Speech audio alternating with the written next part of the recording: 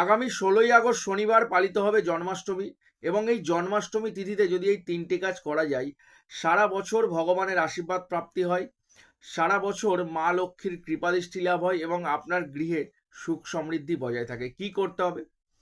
জন্মাষ্টমী তিথিতে অবশ্যই ভগবানকে একটা দক্ষিণাবর্ত শঙ্খ নেবেন এবং কিছুটা কাঁচা গরুর দুধ নেবেন, তার মধ্যে কেশর মিশিয়ে দক্ষিণাবর্ত শঙ্খ দিয়ে ভগবানের অভিষেক করান। খুব ভালো উপকার মিলবে, সারা বছর সমৃদ্ধি আসবে। 2 নম্বর, জন্মাষ্টমী তিথিতে অবশ্যই এই দিনে ওম নমো ভগবতে বাসুদেবায় নমো এই মন্ত্রের যতবার খুশি জপ করবেন বা উচ্চারণ করবেন, অত্যন্ত সুফল প্রাপ্তি হয়।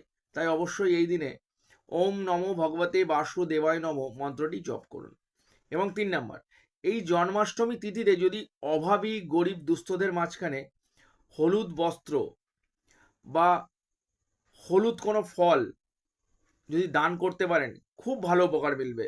যদি ভিডিওটা ভালো লাগে অবশ্যই সকলের সাথে শেয়ার করবেন।